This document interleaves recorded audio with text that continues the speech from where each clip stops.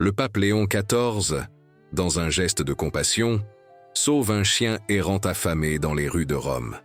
Sa décision d'amener l'animal au Vatican provoque une émotion mondiale et éveille une nouvelle mission dans son pontificat.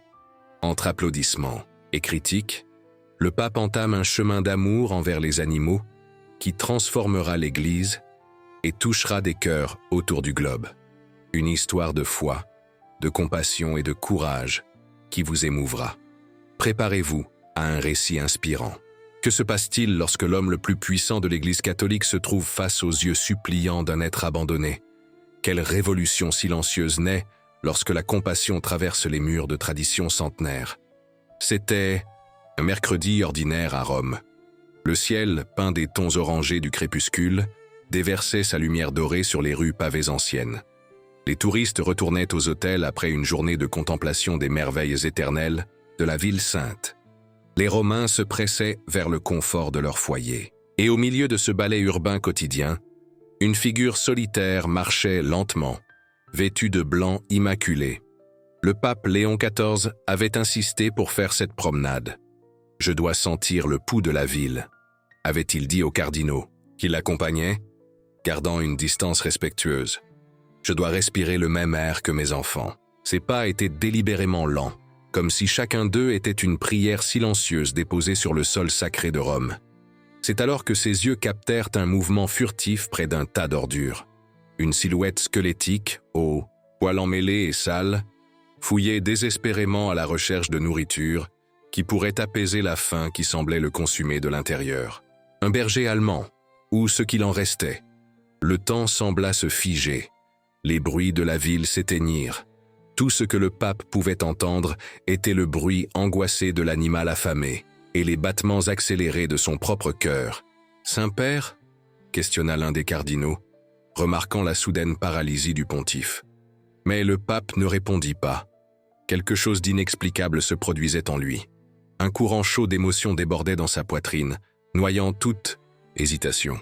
Ses pieds bougèrent, comme s'ils avaient leur propre volonté. Les cardinaux observaient, perplexes. Que faisait le chef de l'Église catholique, s'approchant d'un animal errant, sale et potentiellement dangereux? Le chien leva la tête lorsqu'il sentit la présence de l'homme en blanc. Ses yeux, contenaient un océan de douleur et d'abandon.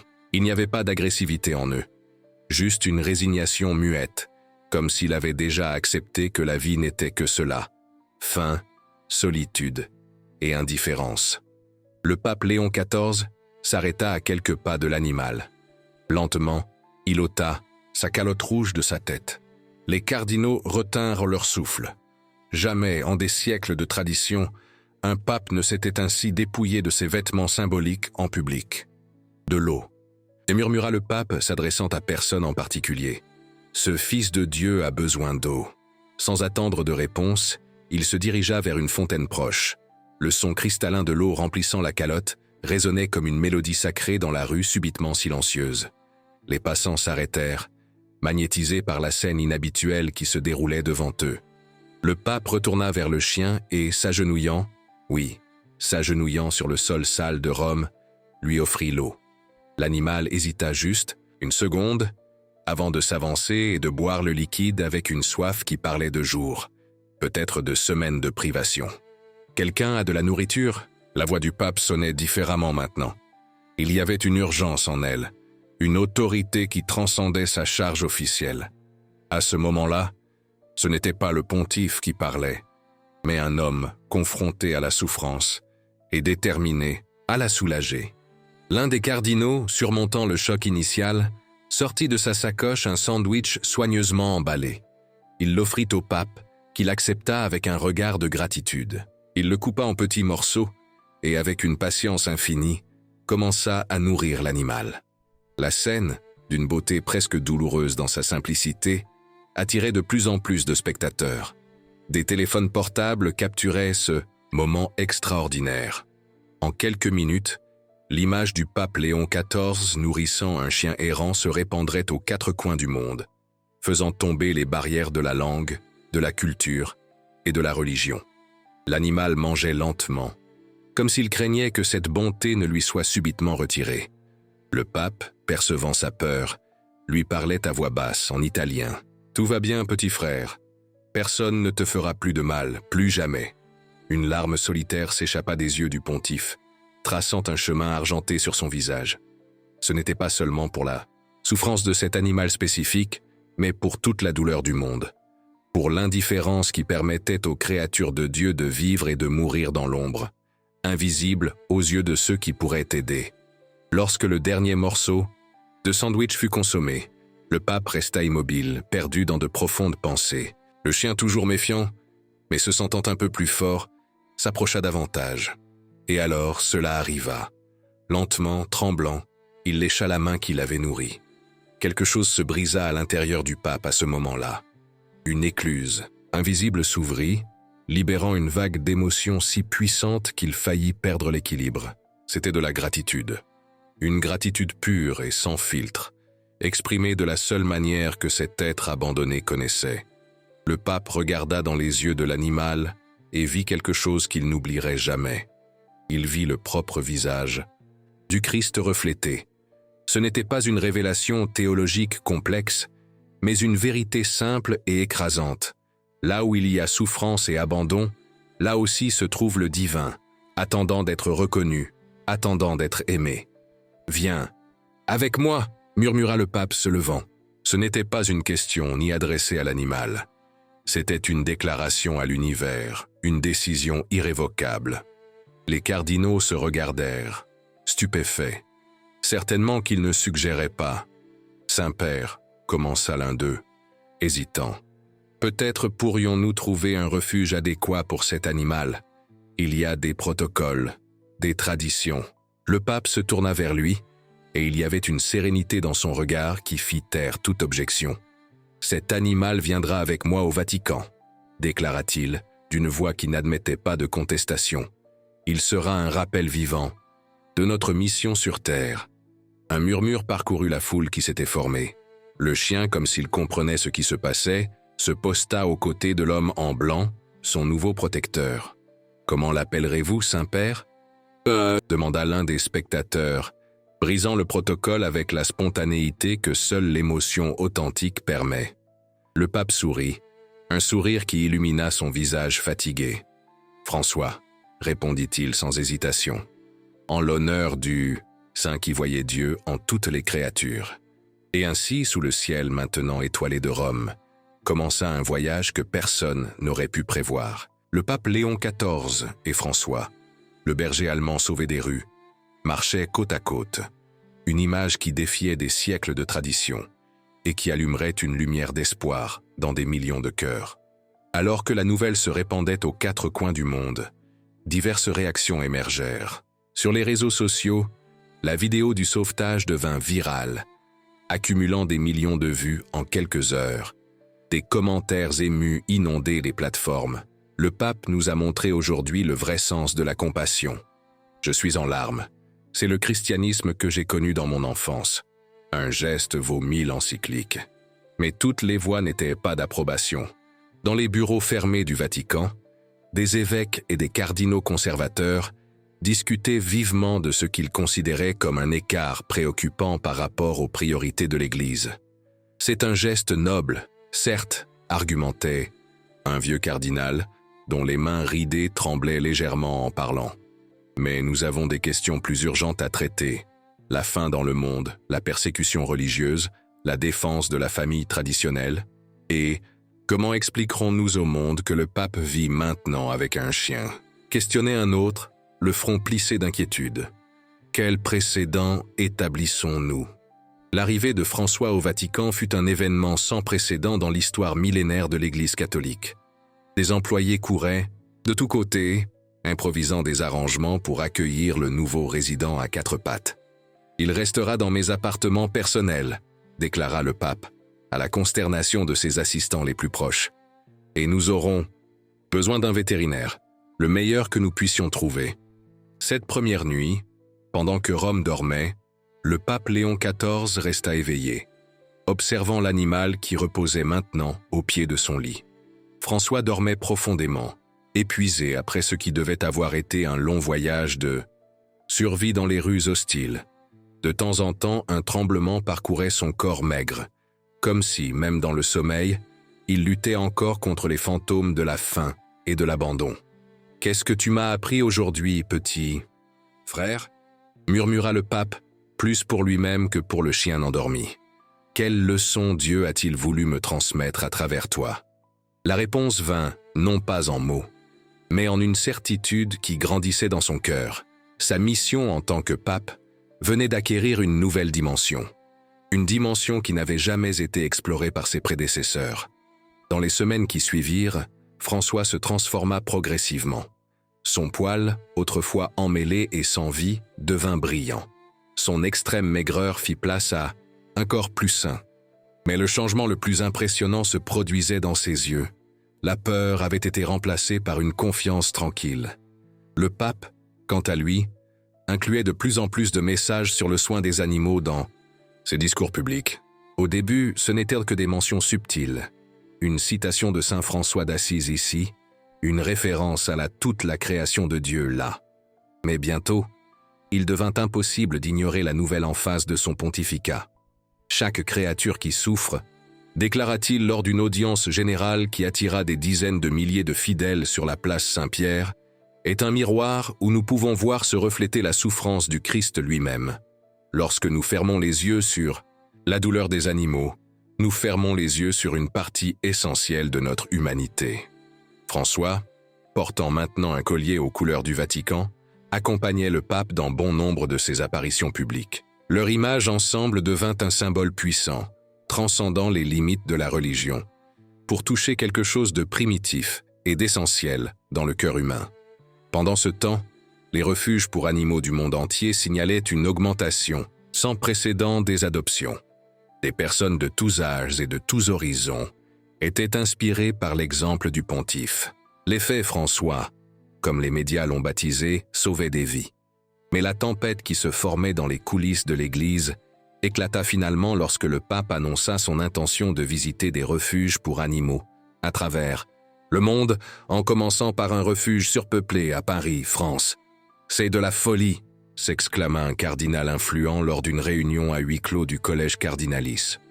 Il y a des paroisses, des écoles catholiques, des hôpitaux qui ont besoin de la présence du Saint-Père, et il choisit de visiter des chiens et des chats. La tension a atteint son paroxysme lorsqu'un groupe de cardinaux conservateurs envoya une lettre formelle au pape, exprimant leur préoccupation fraternelle concernant la direction de son pontificat. La lettre, qui a fuité dans la presse, parlait d'une distorsion des priorités de l'Église et d'un culte des animaux qui déclipserait la centralité de l'être humain dans la création divine. Le pape lut la lettre en silence, assis dans son bureau privé, avec François couché à ses pieds. Quand il eut terminé, il plia soigneusement le papier et ferma les yeux. La douleur était visible sur son visage. « Ils ne comprennent pas, mon ami », murmura-t-il, caressant la tête du chien. « Ils ne comprennent pas encore. » Cette nuit-là, le pape Léon XIV fit un rêve très vif, ou peut-être, comme il le réfléchirait plus tard, ce n'était pas exactement un rêve, mais une visite. Il se vit dans un champ verdoyant, baigné d'une lumière dorée qui ne semblait pas venir du soleil, mais émaner de toutes les choses, vivantes autour de lui, et devant lui se tenait une figure qu'il reconnut immédiatement. Saint François d'Assise, vêtu de son simple habit, les pieds nus touchant l'herbe avec révérence. « Frère, dit le saint, avec un sourire qui irradiait la paix. Tu as entendu l'appel, tu as vu ce que beaucoup refusent de voir. Mais je cause la division dans l'Église, répondit le pape, l'angoisse évidente dans sa voix.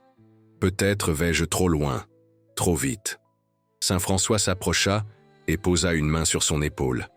Et quand il parla, sa voix semblait contenir le murmure de toutes les créatures de la terre. La vraie compassion n'est jamais un écart par rapport au chemin du Christ. Elle est le chemin lui-même. Le pape se réveilla les larmes aux yeux, mais avec une clarté renouvelée dans son cœur. À ses côtés, François l'observait avec cette attention solennelle que seuls les chiens semblent capables d'offrir. « Merci pour ta vigilance, ami », murmura le pape, caressant le poil doux de l'animal. « Aujourd'hui, nous avons du travail à faire. Le lendemain matin, à la surprise de son secrétaire, le pape demanda papier et stylo. Pendant des heures, il s'isola dans son bureau, écrivant furieusement, s'arrêtant seulement pour prier et réfléchir. François restait à ses côtés, comme une présence silencieuse de soutien et d'inspiration. 3 jours plus tard, le monde catholique fut surpris par l'annonce d'une nouvelle encyclique papale, Custode Creationis, gardien de la création. Le document, profondément fondé sur les Écritures et la tradition de l'Église, présentait une théologie complète du soin de toutes les créatures de Dieu. Nous ne pouvons pas proclamer sincèrement notre amour pour le Créateur, écrivit le pape, tant que nous restons indifférents à la souffrance de ces créatures. La compassion n'est pas divisible, elle ne peut être réservée à certains, tout en étant refusée à d'autres.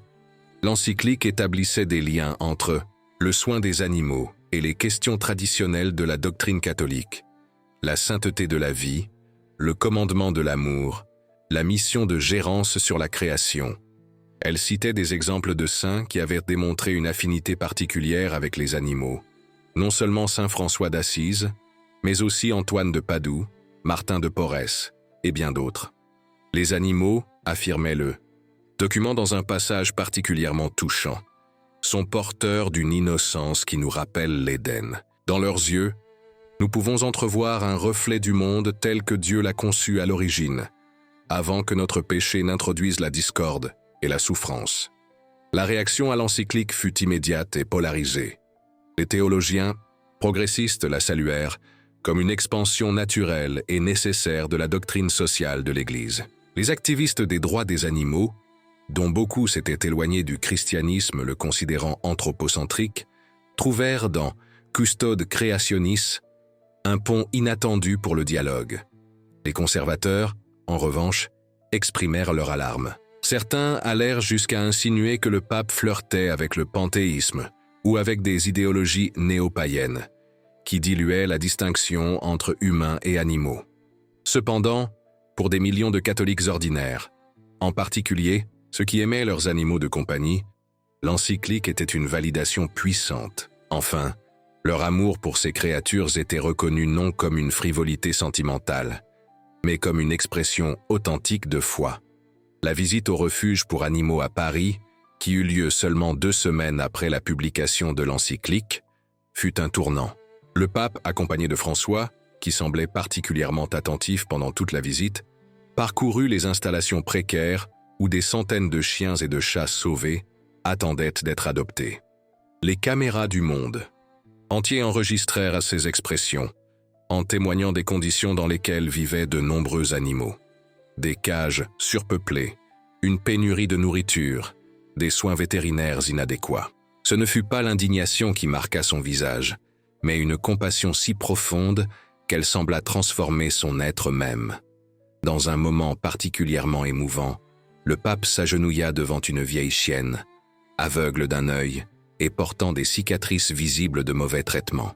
Pendant plusieurs minutes, il tint simplement sa patte entre ses mains, en silence.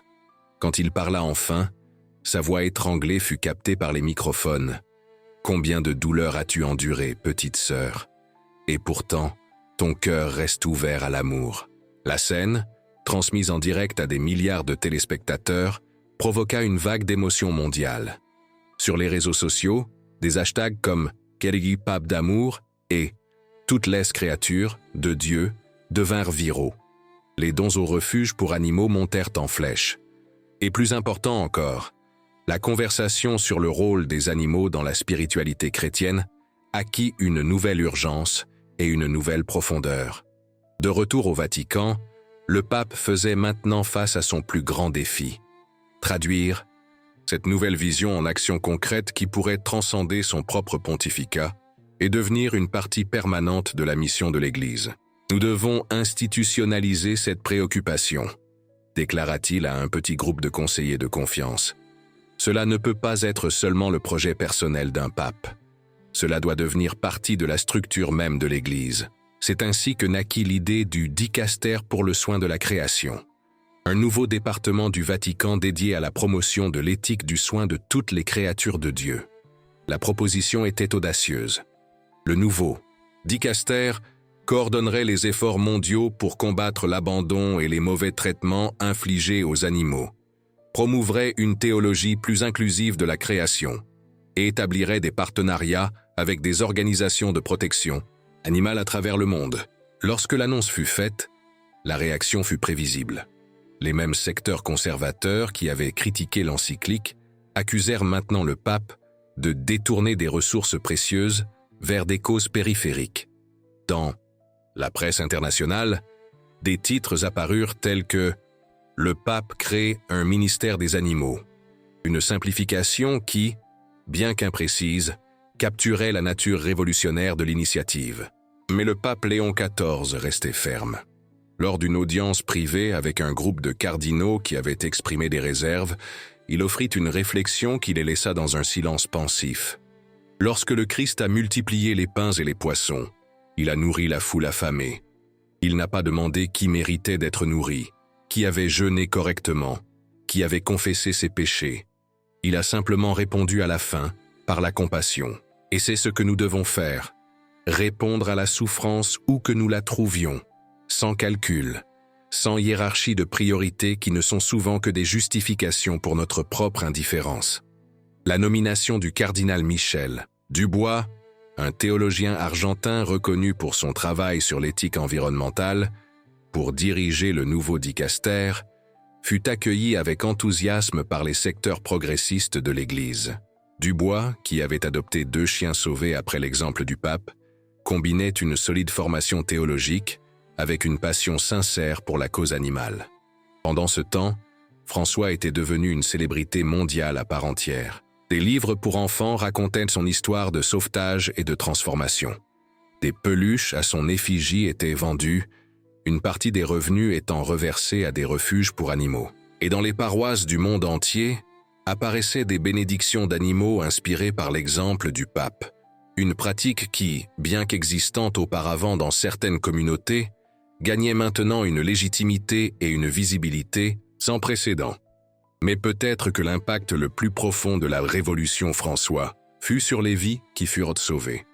Les refuges du monde entier rapportaient des taux d'adoption records. Des lois de protection animale, auparavant stagnantes dans les législatures de divers pays, gagnaient un nouvel élan. Et des gens ordinaires, inspirés par l'exemple du pontife, découvraient en eux-mêmes des capacités de compassion qu'ils ne savaient pas posséder. Il y eut, cependant, un prix à payer pour cette révolution silencieuse. La santé du pape, jamais robuste, commença à montrer des signes d'usure. Le stress des confrontations internes, combiné à son intense programme de voyage et d'engagement, faisait payer son tribut. Par un matin d'hiver, François remarqua quelque chose que personne d'autre n'avait perçu. Une pâleur inhabituelle sur le visage de son protecteur, un léger tremblement dans ses mains alors qu'il tenait les documents pour l'audience matinale. Le chien, maintenant pleinement intégré à la routine papale, refusait de le quitter rarement, émettant de petits gémissements d'inquiétude. Le médecin personnel du pape, alerté par un assistant qui avait remarqué le comportement inhabituel de l'animal, fit un examen détaillé et confirma ce que François semblait déjà savoir. Le pape était épuisé, au bord d'un effondrement physique. « Saint-Père », et il déclara le médecin, avec la franchise que seuls les professionnels de la santé peuvent se permettre face à des figures d'autorité. « Vous devez vous reposer. Votre corps envoie des signaux d'alerte que nous ne pouvons ignorer. » Pour la première fois depuis le début de sa mission en faveur des animaux, le pape Léon XIV était confronté à un choix douloureux. Ralentir le rythme de ses réformes pour préserver sa santé ou continuer d'avancer à tout prix. Ce fut François qui, sans voix, offrit la réponse. Dans les jours qui suivirent, pendant que le pape se remettait dans ses appartements, le chien le quittait rarement. Mais quand il le faisait, il revenait invariablement avec quelque chose dans la gueule. Un livre de l'étagère, un chapelet, tombé, un stylo. Comme s'il disait « Il y a encore du travail à faire, mais tu n'as pas à le faire seul. » Le pape souriait, comprenant le message silencieux. « Tu as raison, mon ami, » murmurait-il. « Ce n'est pas mon voyage personnel, mais notre voyage collectif. » La maladie du pape, initialement tenue secrète, finit par devenir publique. Lorsqu'une cérémonie importante dut être annulée à la dernière minute, la nouvelle suscita une vague d'inquiétude parmi les fidèles, mais aussi quelque chose d'inattendu, une trêve temporaire dans les critiques internes. Même les cardinaux les plus conservateurs, qui avaient durement critiqué ces initiatives, exprimaient maintenant leur solidarité. Certains, rendant visite au pape pendant sa convalescence, furent accueillis par François, qui semblait évaluer chaque visiteur avec des yeux perçants avant de permettre son approche. « Votre chien est un excellent juge de caractère », commenta un cardinal africain après avoir passé l'examen canin. « Peut-être devrions-nous le consulter avant nos prochaines nominations épiscopales. » Le pape sourit. « François voit ce que souvent nous ne pouvons pas voir, » répondit-il. La bonté qui se cache sous nos différences théologiques. Pendant cette période de repos forcé, le pape eut le temps de réfléchir au chemin parcouru et aux défis qui l'attendaient encore. Dans des conversations avec ses conseillers, les plus proches, il commença à esquisser une vision à long terme. Comment la théologie de la compassion qu'il développait pourrait s'enraciner profondément dans l'Église, survivant à toute tentative future de renversement. Il faut que cela devienne partie de la catéchèse, de la formation des séminaristes, de la liturgie quotidienne, expliqua-t-il. Pas une addition, mais une récupération de ce qui a toujours été présent dans les Écritures, mais que nous avons perdu de vue au fil des siècles. Lorsqu'il retourna finalement à ses activités publiques, après 3 semaines de récupération, le pape semblait transformé. Il y avait une sérénité sur son visage, une clarté renouvelée dans son objectif. Et il y avait aussi un changement subtil dans son approche, moins de confrontation, plus d'invitation au dialogue. Lors de sa première audience générale, après la récupération, avec François calmement assis à ses pieds, le pape offrit une réflexion que beaucoup considéreraient comme le sommet spirituel de son pontificat. Pendant ma maladie, j'ai eu le temps d'observer mon frère François. Savez-vous ce que j'ai remarqué? Qu'il ne garde jamais rancune. Chaque jour est nouveau pour lui. Chaque rencontre est une opportunité d'amour. Il ne se souvient pas des mains qui l'ont agressé par le passé.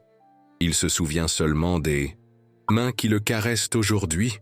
N'est-ce pas là l'essence du pardon que le Christ nous a enseigné? N'est-ce pas là la libération qu'il offre à chacun de nous?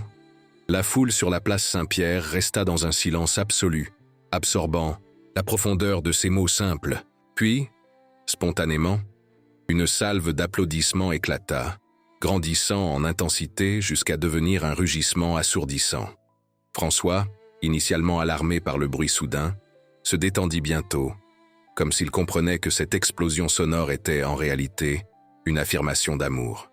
Il regarda son protecteur avec cette dévotion tranquille que seuls les chiens semblent capables d'exprimer, et le pape lui rendit le regard.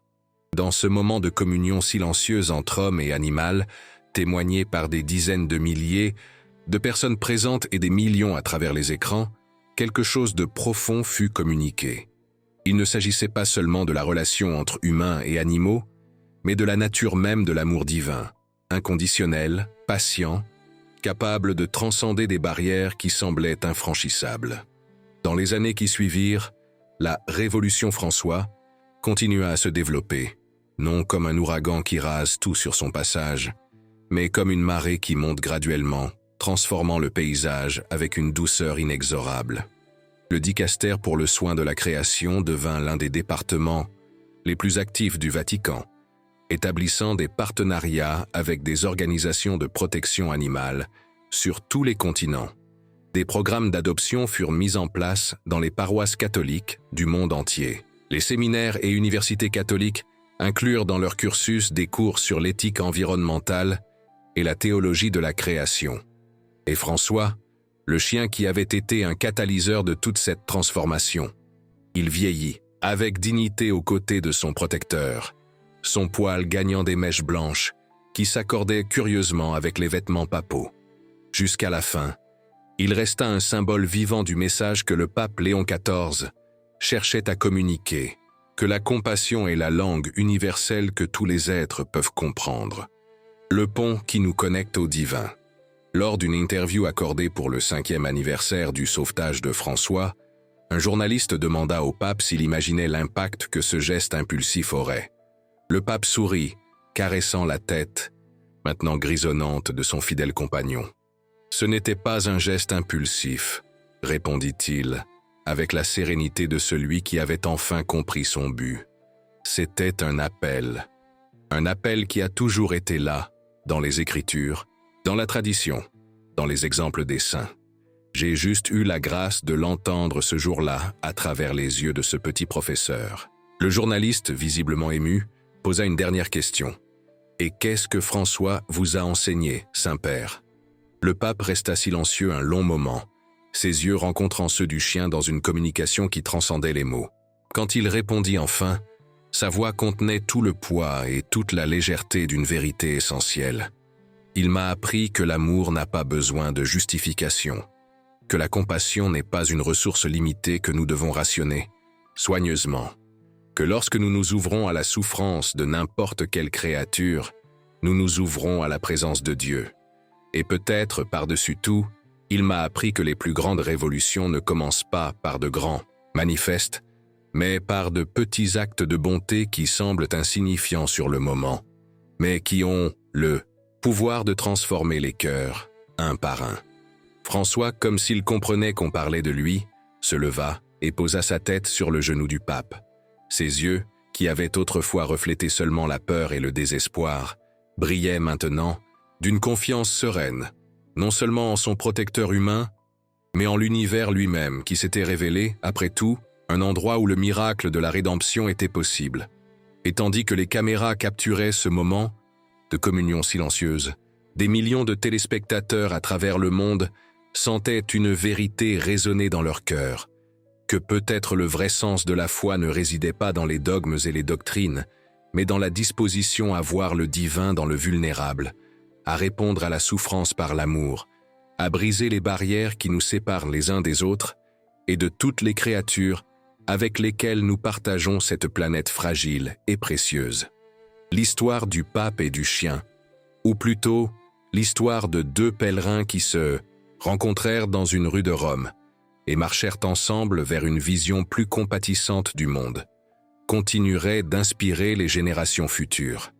Non pas comme une note de bas de page curieuse dans l'histoire de l'Église, mais comme un chapitre essentiel dans l'évolution continue de notre compréhension de ce que signifie être véritablement humain, véritablement spirituel, véritablement vivant au miracle de l'existence sous toutes ses formes.